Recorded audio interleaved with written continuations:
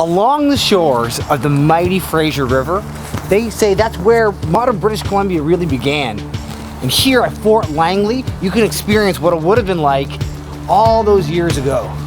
Yeah, so we're going to experience what it's like to be in these walls and the confinement of this fort. Check out how they do blacksmithing and also how they make barrels. And we're actually going to stay the night here in some authentics. That's right. So we're going to get the full experience. I'm pretty stoked about it.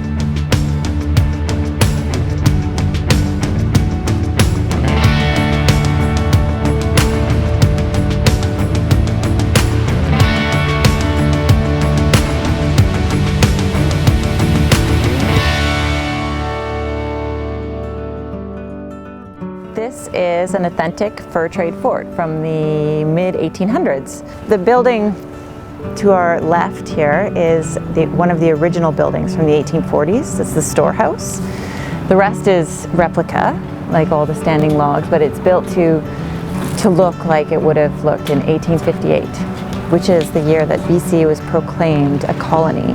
Parks Canada has so many amazing programs. So what are some of the things that families or people who are coming to the park can enjoy here? Well, I think you guys might have talked to the blacksmith, or you might be talking to the blacksmith soon. You can see like how iron was forged back in the day, like everything had to be made on site. All right, well, you guys made it to the blacksmith shop.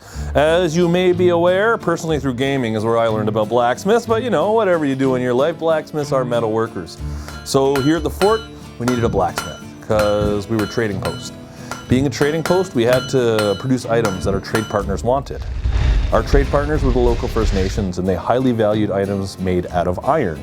So from England, we would import large rods of iron, just like this rod here. And from a rod like this, we can make all of these tools. It was a simple matter of bending the iron. You can see here, I've already got my coal fire started.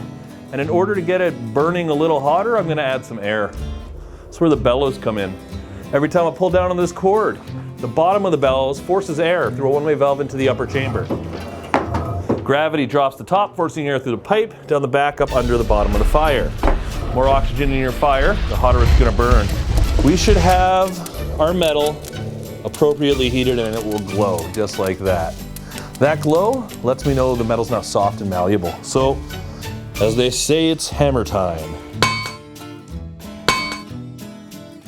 And we have made our authentic, artisan, handcrafted Fort Langley coat hook.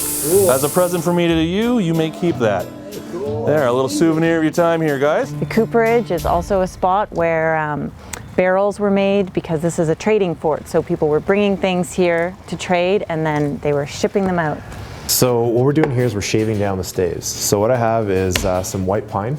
And our white pine would actually come in just by the river itself, be about 45 minutes from here now. Our coopers, usually one of the apprentices, will bring it onto the draw horse, yank out one of the draw knives, and start carving away. So the whole point is to make these barrels nice and round, right? We wanted to have round barrels. Major reason is it's a lot easier to ship. It's a lot easier to move, right? So the cooper's apprentices would spend about 12 hours a day, and this is what they would be doing. Once this guy's all done, the very next step is pulling out the planer. So as you can see right here, you've got a nice sharp blade, and what we're gonna do is we're gonna take the side of the stave and we're gonna start filing and shaving it down so that we can get it nice and round. Right, you want those barrels to belly out in the middle, that way you can roll them easier and you can steer them a lot better. This is usually what the master cooper would be doing, right? This part you're kind of eyeballing it. You got to make sure that every single one of them has a degree or has an angle of about 10 to 12 degrees. Didn't have anything to measure it out, so it's all done by eye. And every single barrel had to have that exact same angle, otherwise the barrel's not going to fit together. For folks, when they come here to the park, they can stay overnight. So how can they do that? So we've got these authentic cabins. They are like A-frame cabins. They're kind of a little bit like a gold prospector's cabin. You can sleep 6 in them. You can bring your whole family. You can stay inside the fort. The doors are locked at 5 p.m. when all the rest of us go home, and then you've got the fort to yourself. And you can go up on the palisade walls and look at the Fraser, which is the beautiful river right on the other side of the road there. And it's a really intimate experience with you know, deepening your connection with history and learning about this place. You can just lock the whole family inside and no one can escape. And, That's right. Yeah, the kids can't run away. They're stuck in a fort. which is pretty cool. What a We amazing do let you opportunity. go out to get an ice cream or something.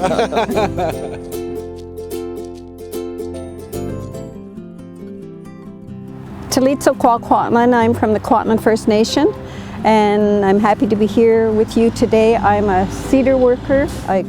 I harvest my own cedar. That's called a cultured modified tree. This is what I'm after, and this is inner cedar bark. They would have used this for making baskets. We also use the root of this tree. When I pull the root on this, it's a beautiful burgundy, and you could see it in my hat here. But we used everything on this cedar tree. You could see the boughs there. That was used for smudging, for you know, brushing you off, cleansing yourself. We use that, and we still do that today. Could you tell us the traditional way of saying thank you? I say it like this: thank you very much. Or if I'm greeting anyone, yeah. Sincerely. Yeah, and that is right from my heart to you. So, as you can see, we're going up the hill. This is where, it's a big house, this is where the big people of the fort lived. This is where the fort manager and his secretaries and his helpers lived. This painting was painted for us in 2014, and it depicts the proclamation of British Columbia becoming a colony. This painting actually has one of our workers here, Hazel, and she was actually a descendant of someone who worked and lived here. Her two daughters and the Kwantlen chief are also in this painting.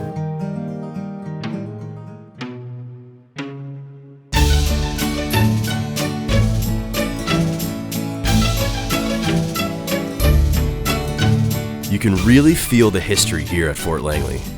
The fact that you can actually spend the night here and explore on your own was such a unique experience. There